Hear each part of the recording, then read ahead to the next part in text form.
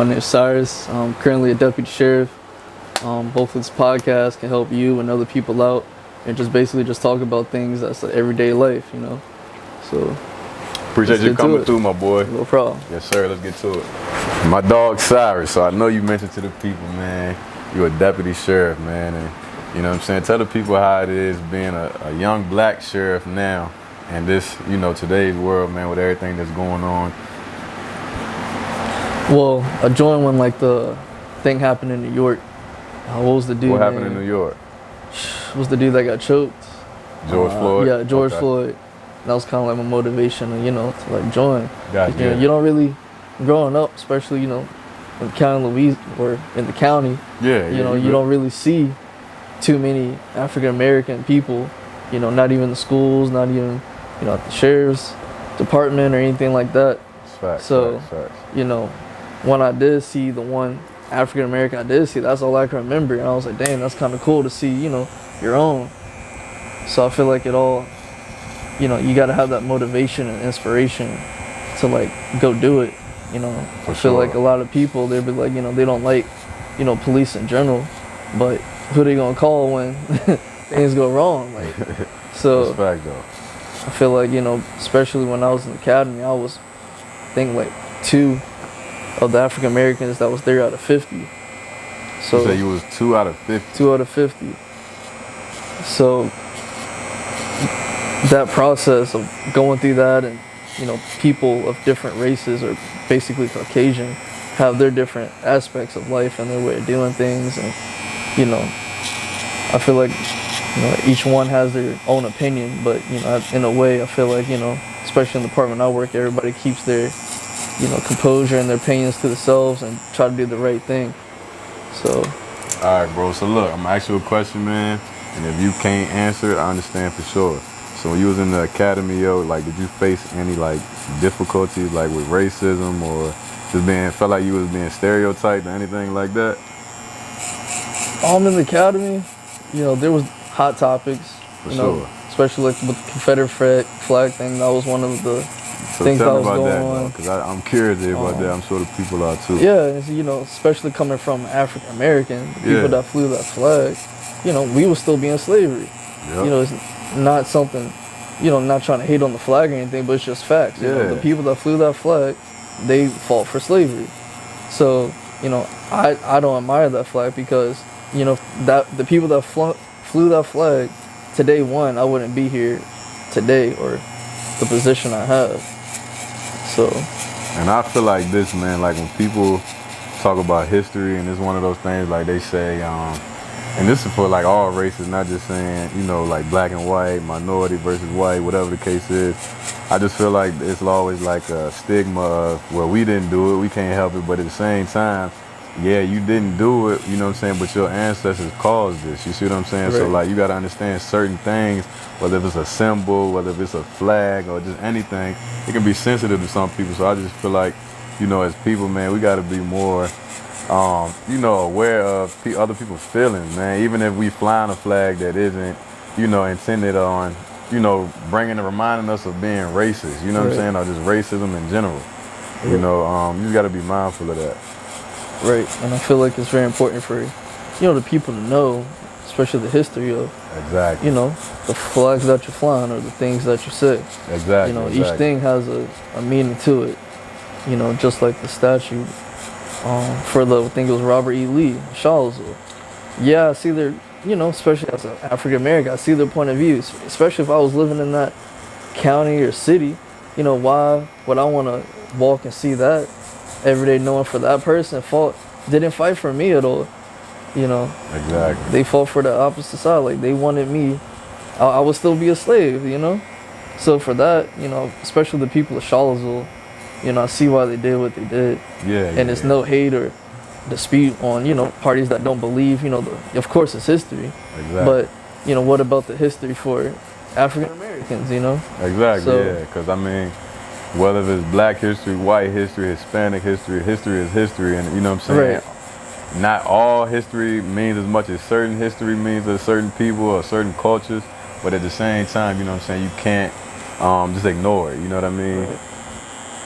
And you know, another question I got for you, yo, since you became a police officer, man, have you felt like, you know, anybody has looked at you differently or treated you any different than how you were before you was a police officer? I would say when I became a police officer, there's many differences, especially, you know, friends-wise and, you know, family, you know, because, you know, most of our family for African Americans, they faulty. After police, yeah, straight up. Yeah, you know, they went through segregation and discrimination, and you know, the police basically wasn't their, you know, their friend or somebody they would want to call on all the time. Yeah. So me joining was like, you know, it's kind of questionable. And yeah, you lose some friends and whatnot, but at the end you find out, you know, who the true people are. Exactly. You know, because at the end you're just trying to help and do what's right. And I feel like, you know, people talk about policing, but you know, how many people of color are actually joining? Exactly. And you can't, you know, people can't really talk about, you know, there's not a lot of, you know, people of color joining when we're not actually joining. So. And this is my philosophy on that joint, man. Like, you know, we got to kind of get out of the stigma that all police are bad, whether they black or white, because I mean, there's a lot of good police officers out here, you know what I'm saying? We got one in the chat right now, you know what I'm saying? My dog. But it's one of those things, man, you know, I just feel like we need to break the cycle as a culture, you know what I'm saying? Because like you said, as, you know, as African Americans, man, we see this joint, we grow up, we hear after police, you know what I'm saying? We're not calling the police for nothing, see the police, we teaching the kids to put middle fingers up and, you know what I'm saying, stuff like that. When in reality, you know what I'm saying, you can't have that stigma just because of one bad police officer, you know what I'm saying? Yeah. And there's bad people in each profession. Exactly. You know, so. Exactly. Like I'm sure there's bad barbers out here, you know what I'm saying? Like personality-wise, you know what I'm saying? But, you know, we don't get that stigma. You might hear somebody is bad at this or I don't like their personality, but you don't hear like F that, you know what I'm saying? So it's like, but with the police, we kind of got to break that cycle, man. Cause it's one of those things, man. We don't want this joint to be like this forever. You know what I'm saying? And, you know, like I salute you and the other police officers out here, man, that's doing what y'all, you know what I'm saying, can do to change the culture and change how people look at y'all, man. Because I know it's got to be tough out there, man. You know, you got like a a sign on your back that's like, you know what I'm saying? Like, man, that's crazy. Yeah. And you got to get up every single day, bro. And like, you know what I'm saying? Know you're going to receive some hate, but you're going to also receive a lot of love. So. Right. Especially from, you know, the people. Yeah. From, you know, where I work at and everything like that. You know, every time I see you know, people of color and African Americans, you know, they smile and congratulate me because you don't really see much people in that profession, you know. So it's always good to, you know, for us, we got to support each other because if not, nobody will.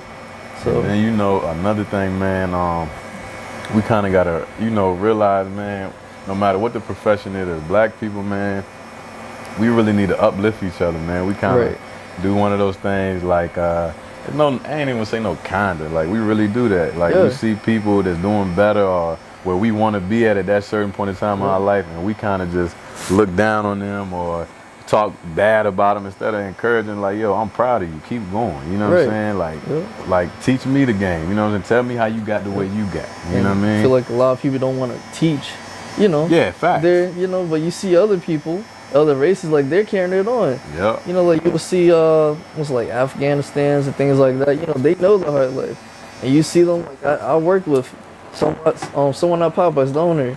You know, he teaches his family the ways to do it. Because, you know, you don't want to see your, you know, especially your own kind, you know, that living in poverty and all this other stuff. That's a conversation we definitely got to have on this podcast. I don't know if we're going to have it today or, you know what I'm saying, another episode. But the thing is, man, building generational wealth, dog. Like that's a big thing, you know what I'm saying? And you know, man, coming from, you know, our culture, man, it's kind of one of those things. You might have that one mom, you know what I'm saying, or aunt, you know what I'm saying, that is really putting you on the game with it, but it's one of those things, like, it's not something that's stressed. You see what I'm saying? So I feel like if we kind of stress it to the ones behind us, kids, little cousins, nephews, whatever the case is, I kind of feel like we'll have like a better outcome, man. You know what I'm saying? Like teaching them how to balance the checkbook, you know what I'm saying? Write a check at least, you know what I'm saying? Like it's crazy. It's people out here, bro, that really don't know how to do that little stuff. You know what I'm saying? And it's sad because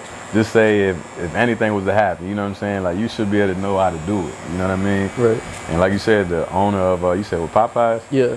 Like, he building generational wealth. Yeah. You know what I'm saying? Opening like, multiple stores. Yeah. And, you know, he came from not even in the country, and he making it bigger than most of, you know. Yep. Than and people. Then he's trying to put on. You see what I'm saying? Yep. Like, when you show love, you're gonna get love. That's right. for sure. You know what I'm saying? And you know, man, that's something we as black people, man, we gotta get better with that, man, and stop like shunning each other down and like really starting to work together and build that generational wealth, man. Put our kids and if anybody behind us in a better financial situation or just a better knowledge situation for real, you know what I'm saying? Because there's a lot of things that I feel like that they don't cover in the schools, you know what I'm saying? And we had to kind of figure out on our own whether that was going to college or whether that's was something we were doing research online. Yep. I just feel like, you know, some things that we were taught just wasn't really one of those things, man, that was essential or necessary. You know what I'm saying?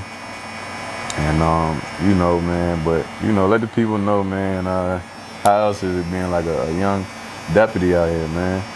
Yeah, especially being young out here, you know, people kind of like, you know, don't really expect you to be and do what you're gonna do, you know. Well, look, I got a question real quick, not to cut you off, my bad. No, you good. But look, so being that you're young, you know what I'm saying, do you feel like when you pull somebody over or you're called to a house to, you know, to make an arrest or whatever the case is, do you feel like they don't take you serious because of your age? Or you feel like you automatically get the respect that you know what I'm saying, you deserve? I feel like it all depends on how you present yourself. Absolutely, for sure. You know, you get people from the jail that comes in and they'll remember me, you know? Yeah. Ask Mr. Cuffs, you're right, you need me. So there's some people out here that don't care. They look at you as a, you know, just an inmate or just somebody that's in trouble, your record, your felony, whatever. But when you treat people the way you would want to be treated, you're going to get that respect and love back from them. That's facts. So, but you know what I'm saying? It's facts, but at the same time, sometimes that's not true, and that's sad. You know what I'm saying? Because man, yo, this kind of off topic, but yo, I was at the subway. My people from Louisiana, y'all know. Y'all know that's like, we in the center point when we talking about this subway. So, bro, I was like, you know what I'm saying? I probably was no more than man, probably like a foot, if that, away from the door. And, you know, this lady, you know what I'm saying, that don't have the same skin tone as us, you know what I'm saying, she was in front of me. So me, you know, I'm like, all right, cool. If it was me, I would have held the door. You see what I'm saying? That's just automatic. Whether if you young, old, middle age, whatever, that's just how I was raised, you know what I'm saying? Right. It's a sign of respect. Bro, when I tell you, dog, she shut the door in my face, bro.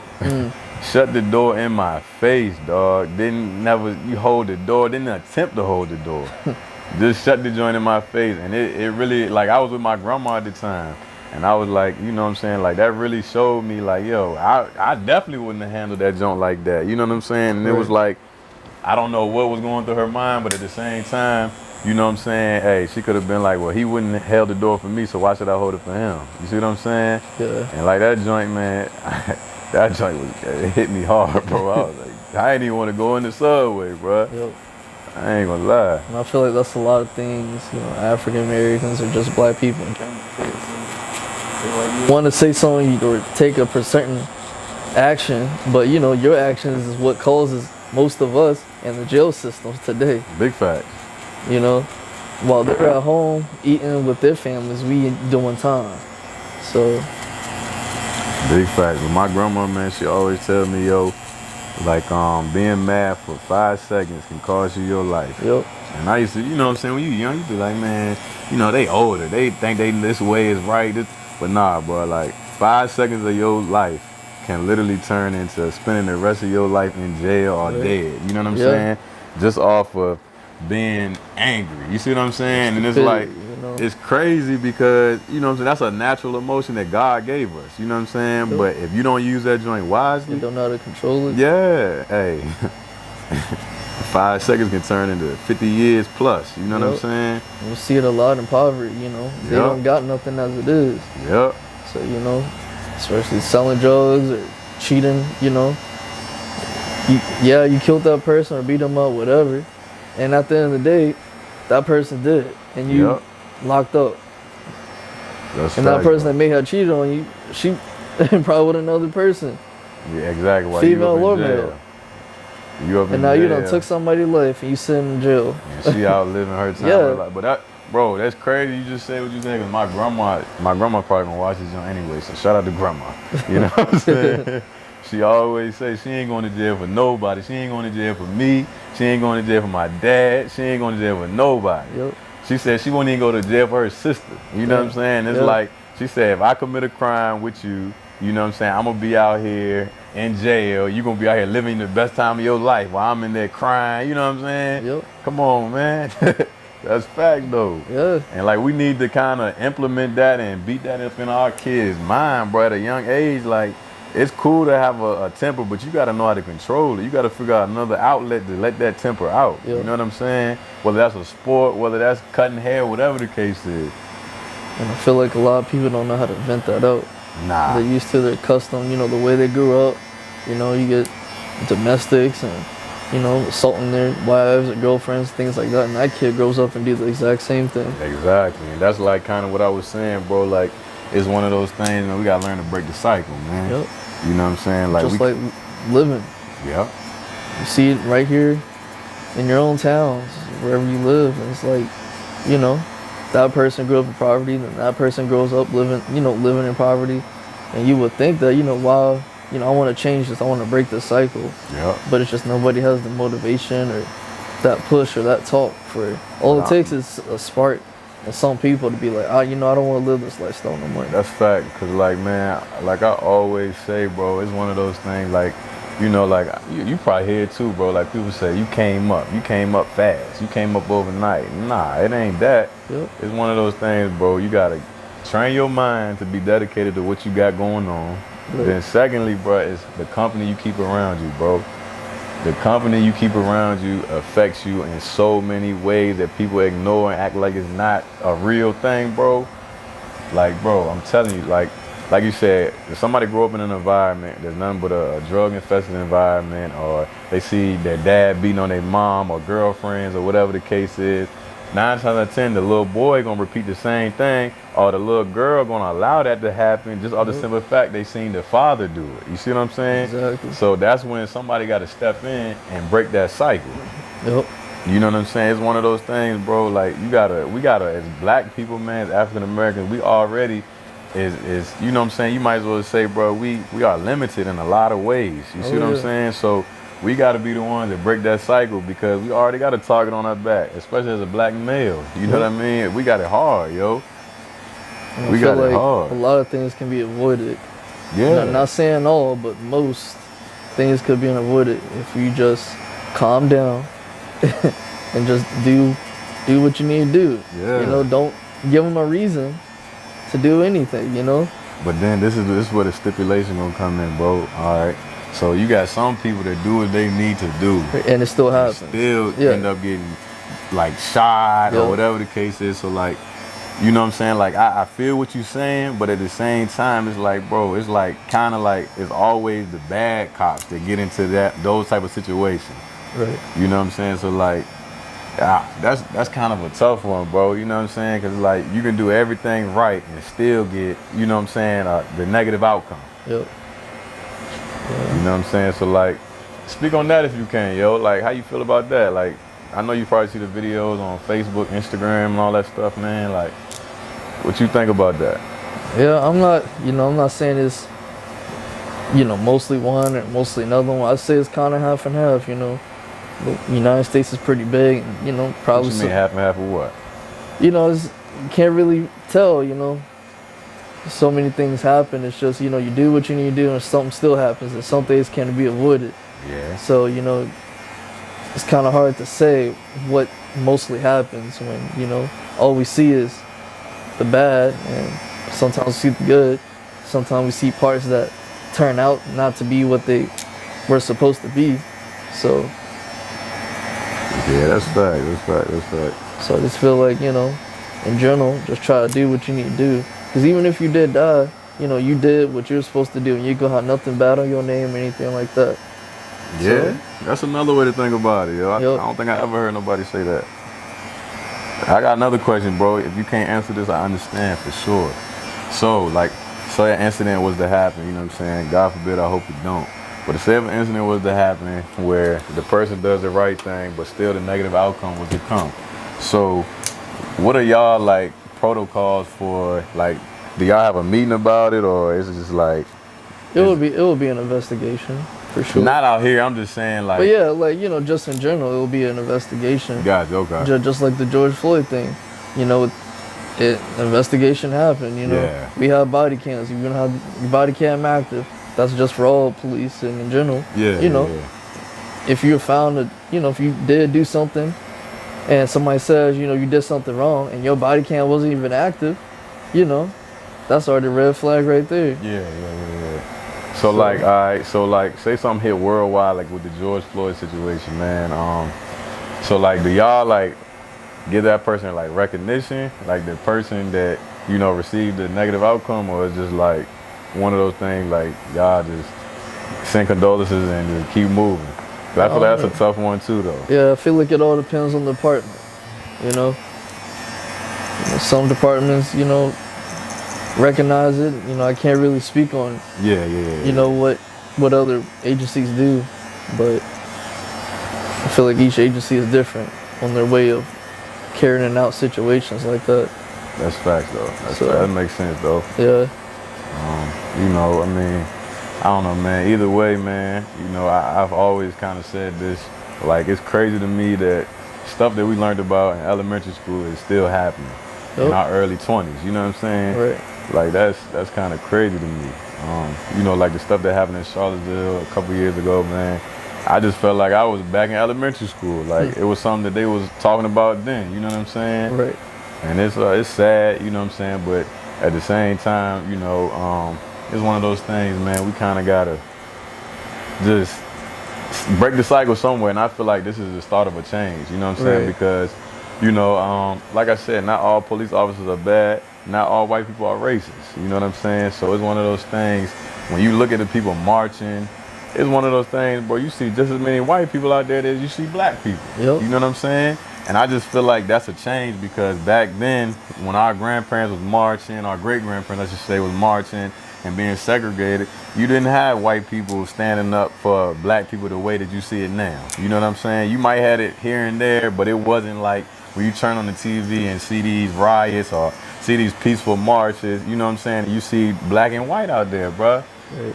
And it's like, you know, hey, Martin Luther King said he got a dream, you know what I'm saying? And like, that's part of his dream, bro. It might have took a long time for it to happen. Right. You know what I'm saying? Like, we all been in the same schools and stuff, but that's also a part of the dream, bro. You know what I'm saying? Like, hey, we all, if it's not right, we're gonna all stand up together and make sure that they know it ain't right. You know what I'm saying? Right. And I feel like, you know, a lot of people, I mean, because, you know, there are black racist people out there. For sure. You know, but, you know, a lot of things, you know, came from, you know, white people helping us out, you know. And it's one of those things too. I'm glad you just said what you said, man. As black people, we try to act like it's not possible, but black people can be racist too. Yep. Minorities can be just as racist as white people. You know what I'm saying? Right. So it's one of those things. As black people, we gotta acknowledge that as well. You know. Right. You know, because that's also like racist and just being, you know, like prejudiced to any culture just off the base of their skin. Nobody is like born like that.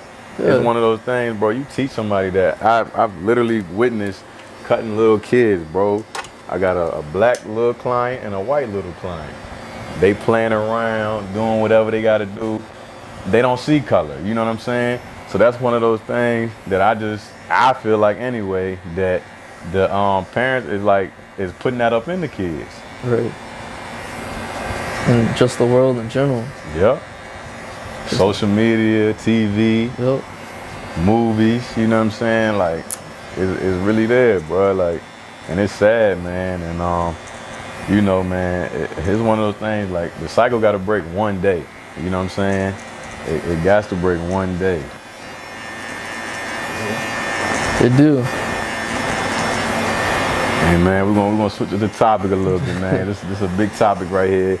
Get ready to come on the last part of the cut anyway. You know what I'm saying? So let's talk about mental health in the black community. Let's talk about it. I feel like mental health, especially in the black community, is a very broad range, you know, due to the fact that, you know, You already have a target on your back. You gotta kind of work harder than what you have to. For sure. And it's not being a racist or anything, but as a black African American person, like, it's true, you know. I feel like, you know, depression, people living in poverty, and some people not even living in poverty. You know, it's kind of hard on each person and their way of doing things, knowing that they have to do things 3 times as harder. Yeah, exactly. So. And man, you know, I just feel like as African American men, man, you know, we're not gonna sugarcoat it, man. It's the main discussion. We talk about it for real. So, you know, as African American males, bro, I just feel like we got this stigma, like, we can't really talk to nobody unless it's one of us. You see what I'm saying? Like, right. like, man, we having a conversation, you know what I'm saying? Like, but any other time, bro, we can't really go to, and you can't even go to all the bros like that. You know what I'm saying? Because you've been portrayed as soft or feminine or whatever. But like, males got feelings just like females. Right. And it's even harder being a black male with feelings, because it's like, all right, you got to be this macho man. You got to tough this out, because say you got a son, your son watching, you don't want to see him, you don't want him to see you down crying, or, you know what I'm saying, anything in that nature. So it's like, right. You kind of got to brush your feelings under the rug. And that's why a lot of people be like, man, why do this person do this, that, and the fourth? But a lot of the times, whether it's drinking or whatever the case, that's their way of coping, you know what I'm saying, without them looking soft. And that's one of the things society got to kind of just erase, you know what I'm saying? Because drinking and drugs or whatever the case is, whatever anybody, you know, chooses to do to cope with their feelings, is killing you. It's hurting you in the long run. Yeah. You know what I'm saying? I feel like you see it in each community, whether you rich or poor, you know, you see, you know, how they cope with things, whether it's drinking, whether it's drugs, whether it's, you know, taking pills. And sometimes they don't take pills to get rid of mental health or depression, things like that. And I'm not saying that, you know, you need it, you know, people don't need pills, but sometimes it's not that, you know. I feel like you just got to have a way of coping things out, trying to work it out, instead of, you know, you're not getting rid of the problem if you're, you know, you're just taking something to make the problem go away. So, bro, let me ask you this: what is your way of coping if you feel like you're getting down, or like, you know, like, what would you recommend to somebody that you feel like is effective for yourself? I feel like you gotta get close to the, you know, get close to the people that's there for you. Talk to them, you know. What if somebody say they feel like they can't? They're gonna be judged. What's the next outlet? And I feel like it's something you got to deal with, you know. You can't. You got to deal with. Yeah, because I feel like you got to realize this, bro, and I agree to a certain extent. Some people, bro, they not mentally strong, like, you know what I'm saying, like how you are and myself, to be able to just overcome that type of stuff. Right. You know what I'm saying? So like,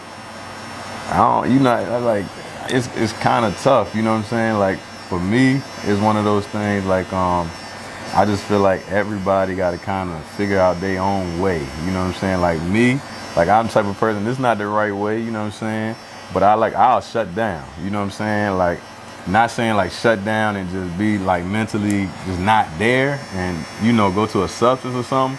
But for me, it's like, I kind of just stay to myself, you know what I'm saying? So I'm in my own thoughts, talking to myself, figuring it out, or whatever the case is. And that works for me, you know what I'm saying? But it affects the people that's around me, because they thinking something is wrong with them, you know, they doing something wrong, or whatever the case. But the whole time, that's like kind of like my healing process, you know what I'm saying?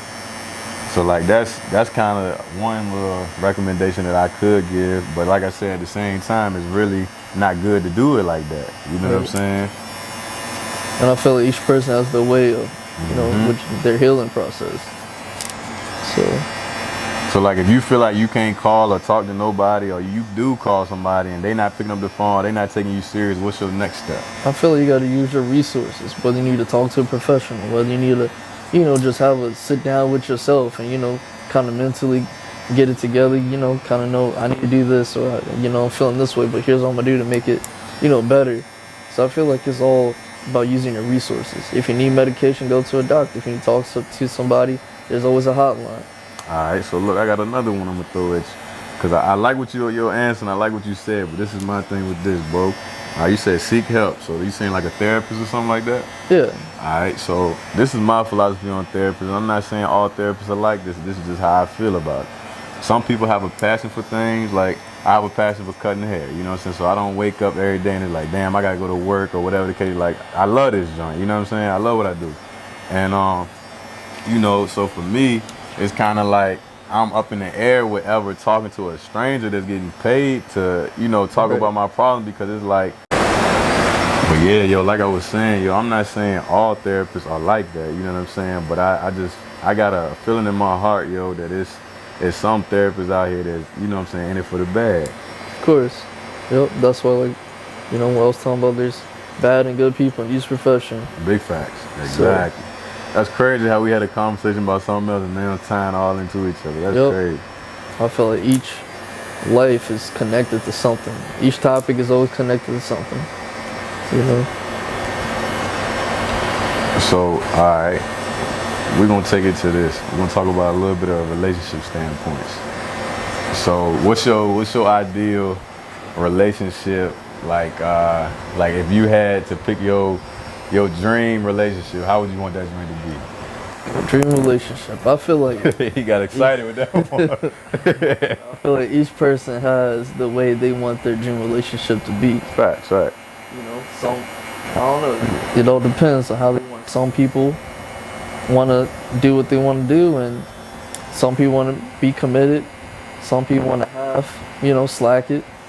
And, you know, honestly, it may work out for them. I feel like it all depends on that person, you know? That's fact. For me, I would want somebody that's committed, loyal, there for me. Somebody I can rely on, good, bad.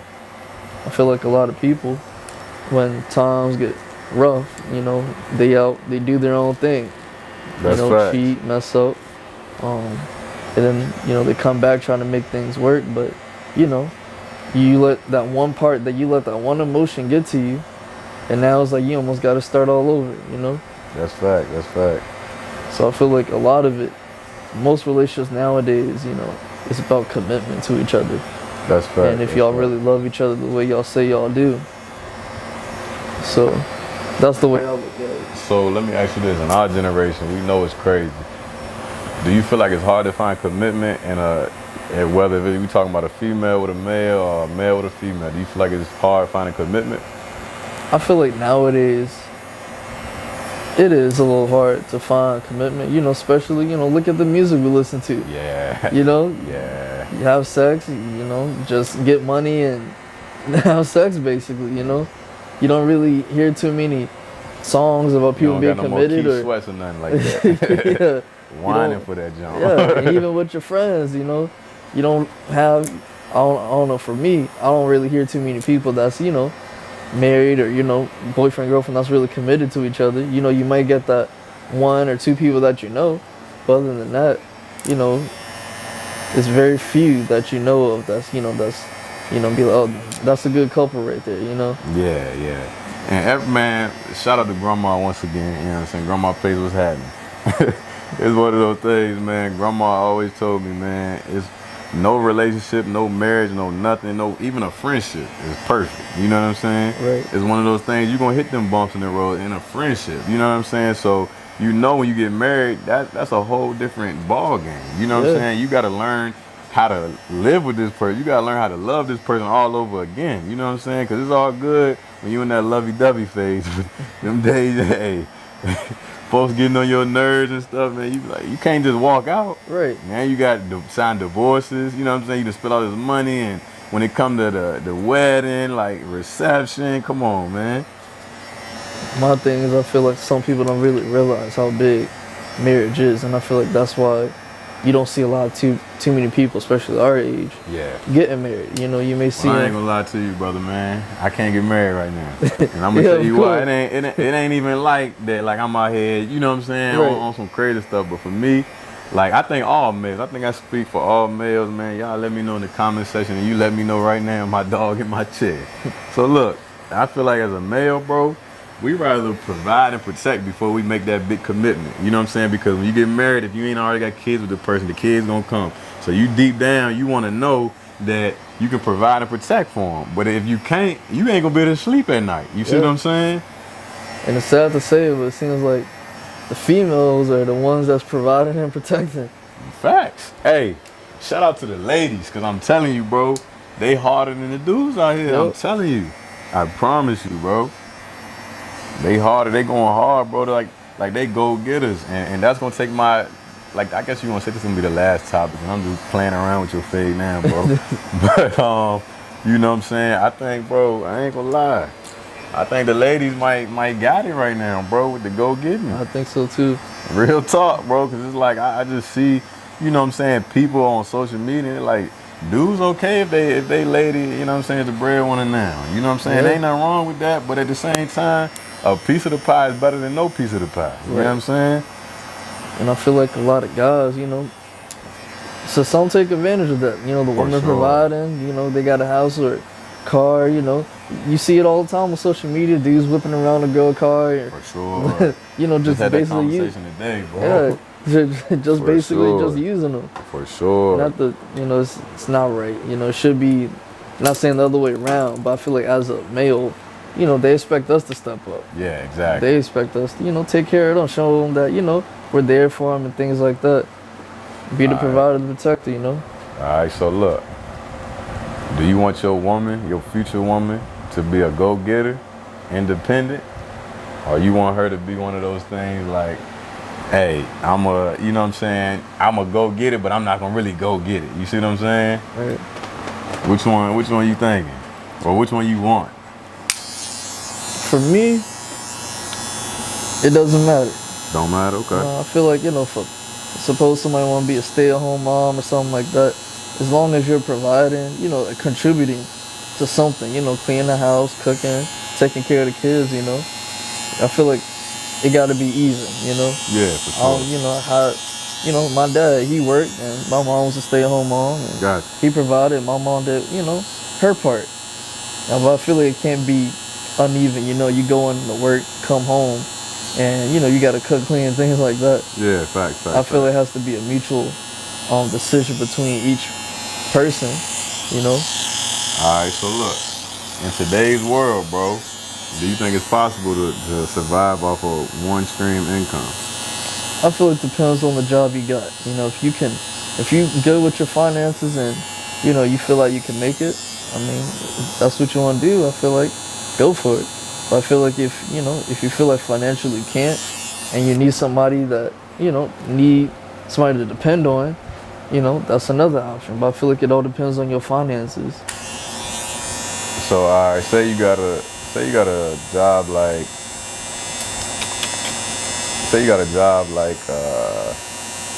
all right, say we just graduated high school, right? Right. Me and you go to CDL school, we get our CDL. Then we say, all right, we done been with a girl for X amount of years or whatever the case is. You think off of 1 year, not even 1 year, because we just now getting the CDL. So do you think it's possible for us to be able to manage everything like that off of CDL? I feel especially at least 1 year, probably not. Yeah. And I feel like, you know, depending on how much you getting in that 1 year. All right, so look, let me kick it like this before I forget this joint. So, all right, say we got the CDL, but your girl or my girl is like one of those things like, all right, I'm ready to be a stay-at-home mom now. And you just now got your CDL. What you do now? She want to be a stay-at-home mom, just got your CDL. Just now. You ain't even had it for a week. I feel like it all depends on your finances. Explain. I mean, I feel like if you got enough to support it, I mean, I feel like a mortgage, everything. If you got the money to do it, and if that's what you want to do, go for it. But if you're financially not right to do it, then yeah. Yeah, I feel you. I just want to see what your mind at, playboy. You know what I'm saying? But I feel you though, man. My grandma actually was talking about this too before, man. I done mentioned my grandma a whole lot in the first episode. That's crazy. But my grandma said, you know, it's not like, and my dad has said it too, my mom too, for real. Shout out to all of them. You know, they always told me like, man, it's not how it was like when my great grandma was coming up. You know what I'm saying? Like, it's hard to make it off just one income. Like, you know, look how much groceries is. You know what I'm saying? Look how much car insurance. Look how much car payment can be if you get your dream car. You know what I'm saying? And not even gotta be nothing crazy like a Lambo. You know what I'm saying? Ain't gotta be nothing like that. Just say you want a Z06 Vet. You know what I'm saying? Say you want something like that. So it's one of those things like, bro, you know what I'm saying? Like they always kicked it to me like that. And that's, you know, it's fact. It's not saying it ain't possible, but it's definitely gonna take a lot more work than if you was to be like, you know what I'm saying? Like straight up and had two sources of income. 'Cause like I said, the one piece of the pie or a half piece of the pie is better than no piece of the pie at all. You know what I'm saying? Yep. I mean, it's always good to have, you know, somebody that's, you know, of course you're gonna get more when you have two people working. For sure. I feel like it all depends on the lifestyle you want to live. So what's your ideal lifestyle? I mean, if you want to... Just to be comfortable or like you want to be like... If you want to live the lavish style, you know, you making good money and you want to find somebody else that makes good money. If you want to live the family life, you know, if you have enough money to support the kid and the wife or how many ever kids, if you have the money to do it, I mean, I don't see why. I feel like you should go for it. Yeah. But I feel like it all goes back to your finances and the type how you look at it. Back there. And the type of life you want to live. Yeah, that's one thing you will never be able to get away from the finances. Cause that's what it's all gonna come back to. Yep, and the lifestyle you want. So you just want like to live like a comfortable lifestyle, like. I feel like for me, I never really wanted, you know, the exquisite lifestyle. I gotta make 100 figures. I feel like if I had a nice 100 figures, six figures, I'll think about $100,000. But if you want to make 6 figures, you know, I feel like for me, I'll be settled down. I feel like I'll be settled and fine with a nice family, you know, decent house. Yeah. And can make it. I feel you for sure. You know, it's one of those things for me, bro, like money is not everything, bro, because I feel like money is just an object. Of course you need it to survive, but money is not everything. So like people that kind of just value money as like a god, nah. You know what I'm saying? Yeah, you need it, but the more money that you got or the more money you make, that's where the more problems come. Shout out to Biggie and P. Diddy, you know what I'm saying? Like the more money you got, the more the problems gonna come. Yep. And that's one thing for sure. So it's like if you want to be a 6-figure person or you want to be whatever, close 7-figure, 8-figure, you gotta be ready what come with, you know what I'm saying, those problems, bruh. And not saying like it's gonna be like, you know, like getting robbed and stuff like that, but you gotta be willing to change your whole lifestyle. You can't move how you once moved when you wasn't a 6-figure or 7-figure person, you know what I'm saying? Right. And I mean, you know, like money really don't make you happy, you know what I'm saying? So like you can be the rich, you see all these celebrities, bro, like commit suicide, man, and you know what I'm saying? Hey, that's a sad situation, but it's one of those things like that's like proof in the pudding, you know what I mean? Like, hey, they literally got way more money than the average person out here, and they still not happy, you know what I'm saying? Right. So like that type of lifestyle, it's kind of like, it's cool, but it's like, man, you gonna face some demons, bro, for sure. And it's all about managing your money too. For sure, money management, that's key. It's easy you can make 6 figures and living 20,000 a year life. So. Cause it's easy to get this money, bro, but it's even harder to keep it, bro. Yep. That's something that we have to talk about with money management.